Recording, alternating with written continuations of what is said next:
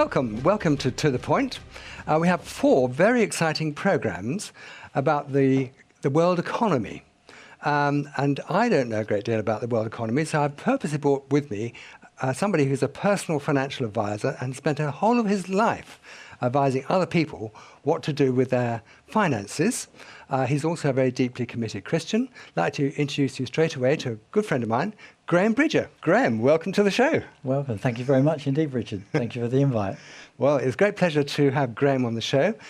This is actually the first of 4 programs.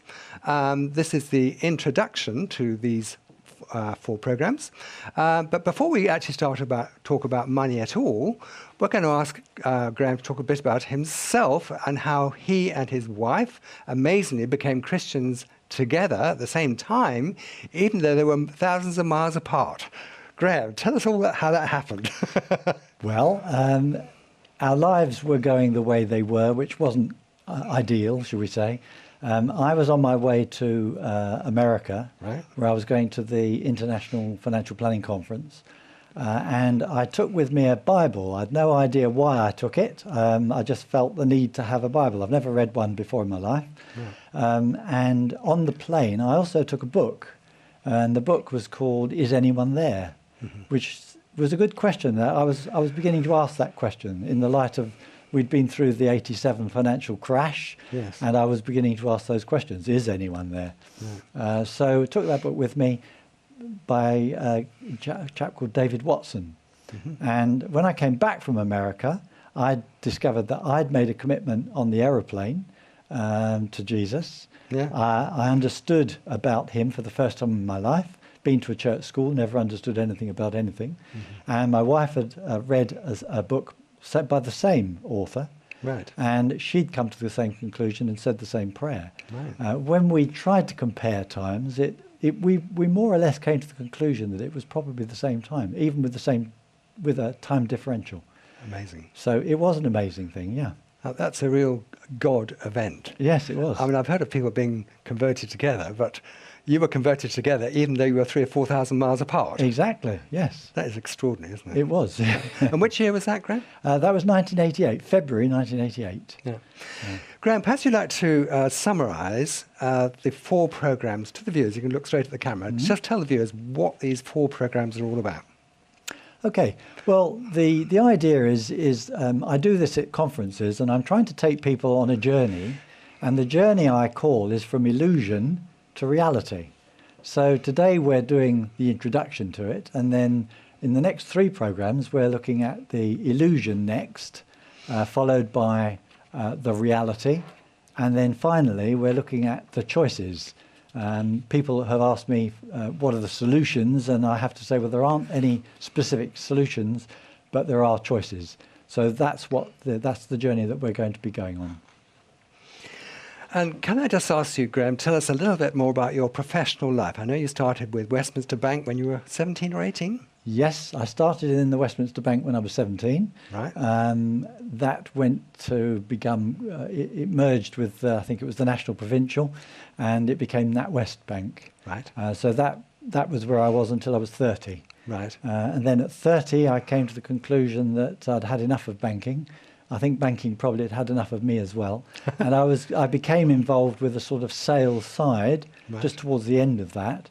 And then went into the insurance industry, right, where I learned to sell financial products effectively. Yes. And from that, I then became I started my own business, right, which was an independent firm.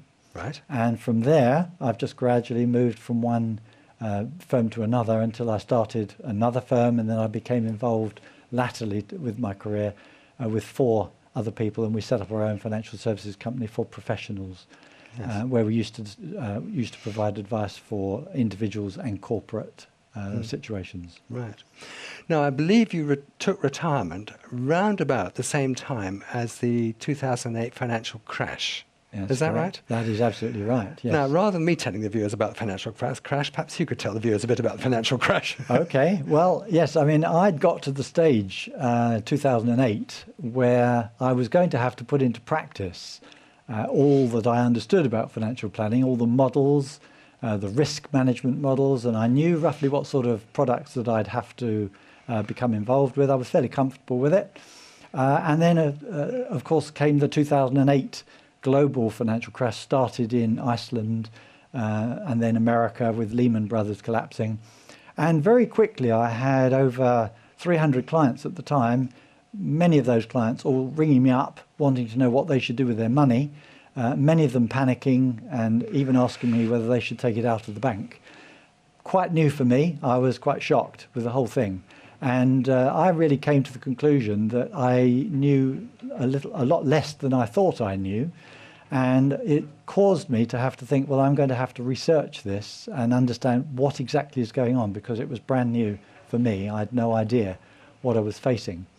And so it started with a book.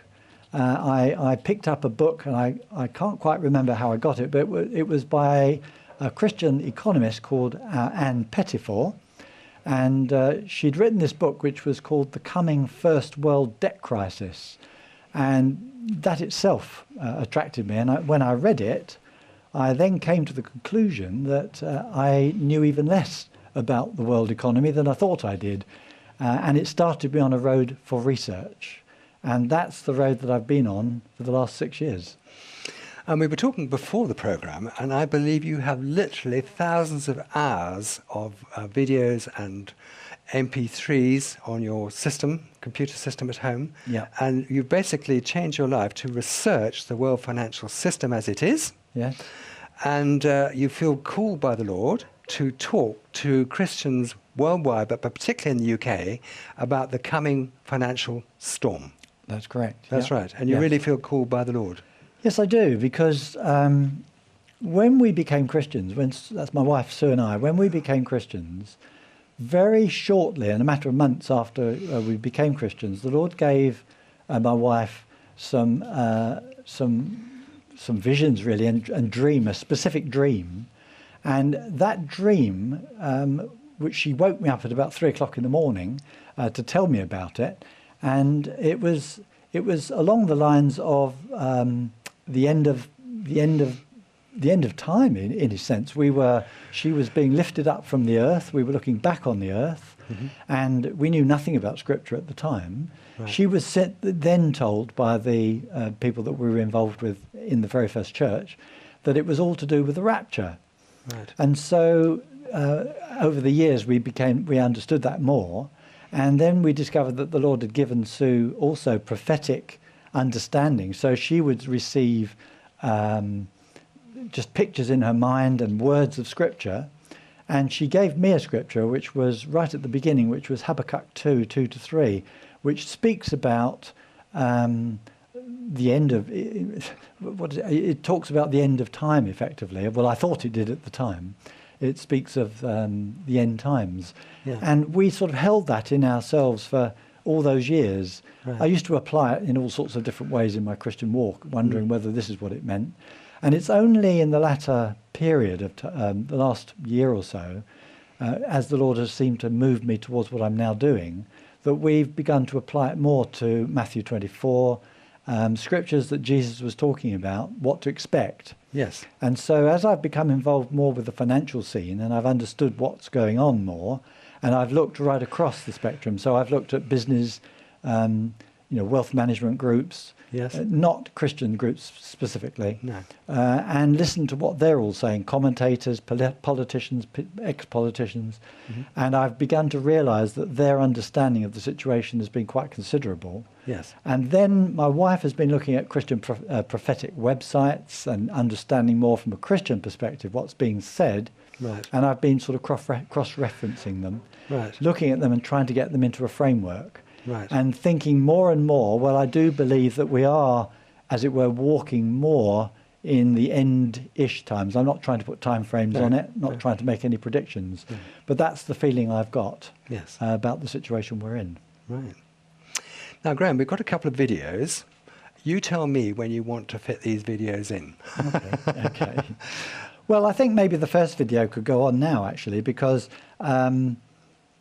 when people talk about, what is the big picture, Yes. And at the conferences that I've been doing, Yes. I've had a slightly longer video. Yes. And I've made a short 3-minute clip of it, which just tries to describe what is the big picture of going on. So maybe we could look at that. Yes. Okay. Let's do that. People are awfully forgiving, or they just don't understand, what's been done to them. We are at an epochal shift. We're at a point where the West could tip into complacent and quite well off redundancy, or we could play a decisive role in the future. What the banks did was reprehensible. That was why there was the outrage at the greed of the bankers when we gave them money that was supposed to help them lend to others, but they decided to use that money to pay themselves bonuses. For what? For record losses? We are governed by corporations today, often by corporations that don't have very much interest in the United States of America. We are entering the age of consequence. A rapacious financial system, escalating organized violence, abject poverty for billions, and the looming environmental fallout are all converging at a time when governments, religion, and mainstream economists have stalled. Most societies have an elite tries to stay in power.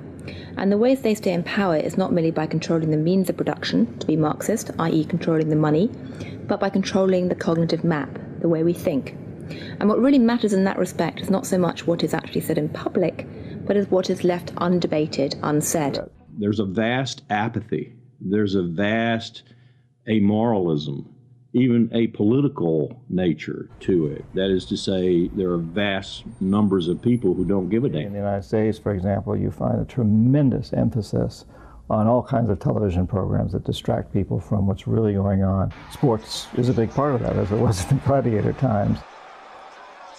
In essence, we've been lulled into a lethargy, and we've accepted it.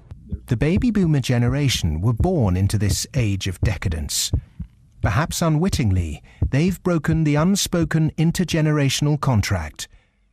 Through unfettered consumerism, spiraling house prices, and a desire for eternal youth, the baby boomers have squandered future generations' inheritance. My generation, the generation right after my generation, I think we forgot that little phrase in the preamble to our Constitution, which says, and our posterity. All of a sudden it became us, period. The baby boom generation, which I'm a part of, has gone and done the biggest misallocation of capital in the history of mankind. We have had cheap oil, or cheap energy is a better way to phrase it. We've had an abundance of ideas, and we have chosen a system and perpetuated it that is probably one of the worst ways to use the blessings that were bestowed upon us. And we are going to pay a price for that. Right, welcome back to The Point. We're in the middle of discussion with Graham Bridger, a personal financial advisor for all of his professional career, or most of it, about the coming financial storm. There was a major financial crash in the year 2008. And if you were to read the media, the news, and watch television, you would think that it's all got better. Everything's much better. Let's ask Graham, our expert, a lovely Christian financial expert, who's actually... Graham, I think it's right to say that you have been a leader of churches for a long time now, but you feel called by the Lord to talk about this particular topic in the UK and spreading worldwide. Is that right? Yes, that's right. I think the Lord has now taken me into a different direction. Yes. And this is effectively what I've spent the last few years researching and building towards. Right. And I think that I do feel that in a sense we are, as it were, in the eye of the storm. Right. Because I've tried to put this into the context of where are we biblically, which is difficult to do. Yes. I've seen what's going on in the media. I've seen what's going on in terms of Christians being persecuted in this country. I can see all sorts of things that are beginning to occur on a much wider scale. Legislations being passed which is unimaginable only a few years ago. Yep. And I think that for me, what's the most important thing is that I feel that we're looking at a monetary system. So in my conferences, I do talk about two specific scriptures. One of them is 1 Timothy 6:10, which is the love of money is the root of all evil. Right. And the other one is Revelation 13:16, which is where it's talking about trade, that there's going to come a time when we're not able to trade, where it won't be rich, poor, slave or free. Right. No one will be able to trade. Right. And although lots of people hook on to the 666 and they have all their, the horror films about it all, and we all talk about that, and many people do, it's actually the trade that we need to be thinking about. Right. And I think we've entered a time, for me, which is from Matthew 24, I've been very keenly aware of. It says that there's going to be a time when there's going to be an increase of wickedness. Right. Now, that's what the NIV says. Right. I spent some time looking that up recently, and actually the Greek word doesn't mean wickedness. It actually says lawlessness. Right. And I think we're in a time now where I'm witnessing just how lawless we are becoming at a very high level of society, particularly with the corporations and in government. Right. So I feel that we've now reached a stage where people have not really understood, and I didn't understand, what is money. Right. What actually is money? Because money is at the root, or with the love of it, right. But the mechanism of money. So if we have another look at this next clip. Right. It's only a couple of minutes, but it's a very interesting man who's a modern-day philosopher called Charles Eisenstein. Right. Okay, well, perhaps we can... I think I'll start with a little quiz. Okay, so it'll be a multiple choice quiz, okay? So what is it that is a universal presence that pervades all things, that knows no limit, that has an essence that's invisible and immaterial, that nonetheless directs human affairs, and you could even say makes the world go round. And this thing, all things come from it, and all things return to it. What is this thing? Is it A, the Tao, B, God, C, spirit, or D, money?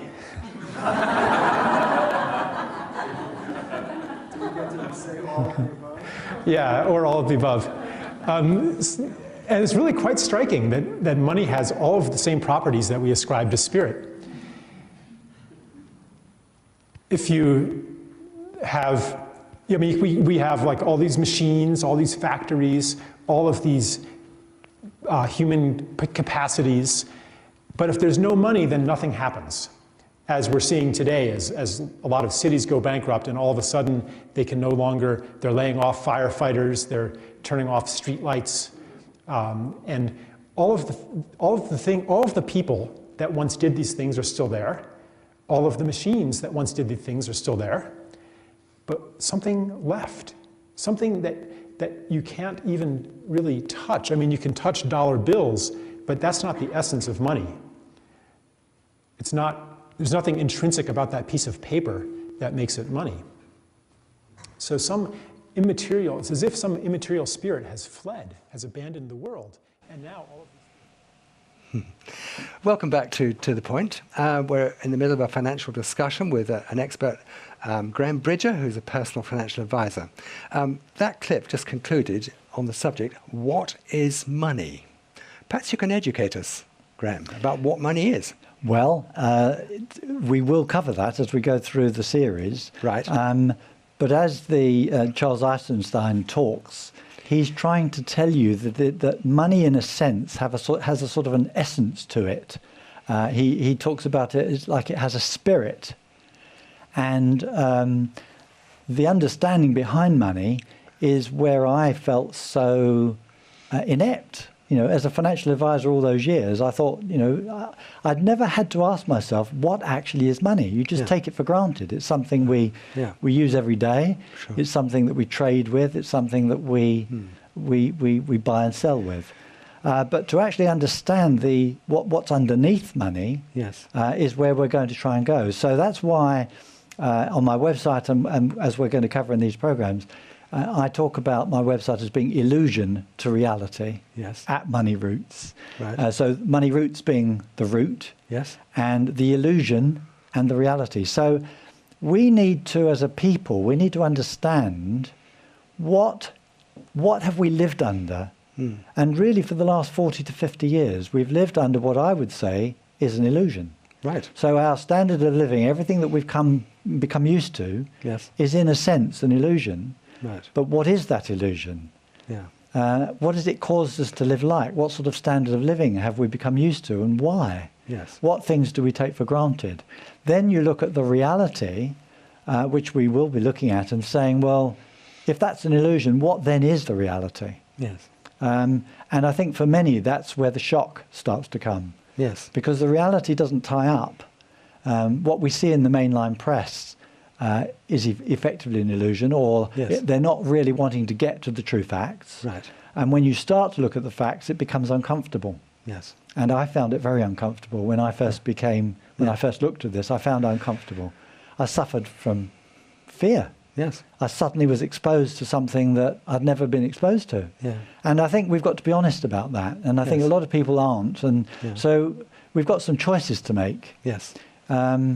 We either are a people who are going to stick our head in the sand and believe what we're told from the mainline press, which we will discover as we go through the programs that it's less than the truth, shall we say, and just carry on and believe that life will carry on as it normally does, or we're going to be moved to a point where we've actually got to take some action.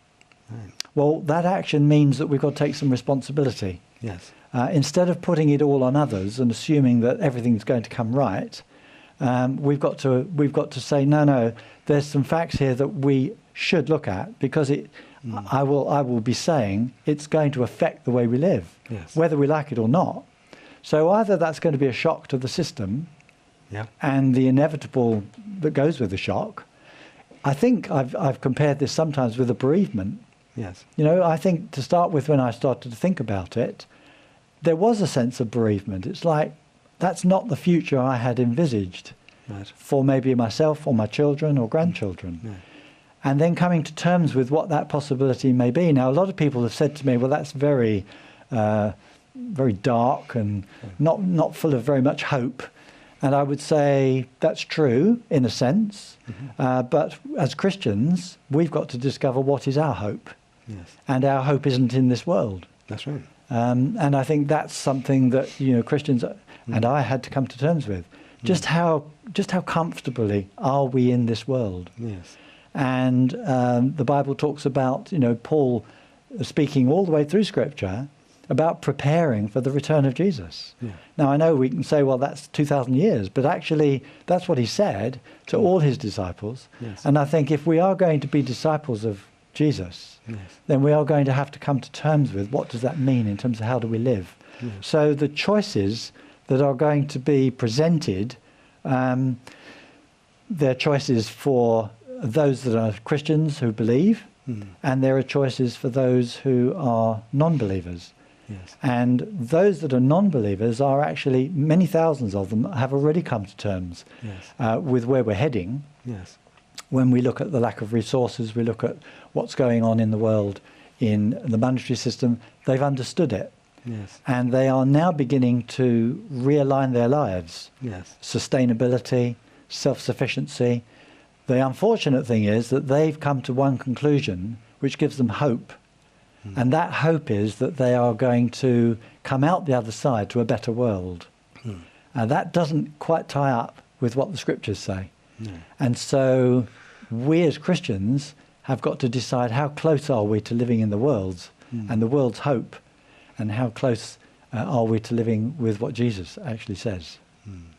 And so that's where we're going to go when we look at the illusion and the reality, and then finally the choices. And I'll look at the practicalities of those as well as the spiritual implications. Well, thanks, Graham. Well, I hope you're enjoying this. I don't know if enjoying is quite the right word, actually.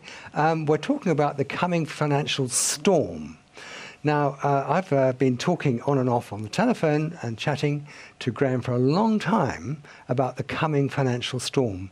But actually, some of you who are familiar with Revelation TV will have seen and heard Don McElveny, a friend of mine, who I met actually in death row in the Philippines while he was a missionary and I was a missionary. But he had actually spent 42 years on Wall Street, and he actually informed me all about the coming financial storm. Let me tell you that Graham Bridger, my good friend Bridger, is not alone in thinking what he thinks. There's a huge body of people who have come to exactly the same conclusion because of the massive world debt. And we're going to be covering over the next 3 programs the state of the world economy, the massive and unrepayable debt. And let me frighten you by telling you that the United Kingdom is probably more in debt as a percentage of GDP than most other countries in the world. Is this the way we're going to go, Grant, towards that? That's it the is. Way. Yes. Yes. Yes. And importantly, what can we do about it?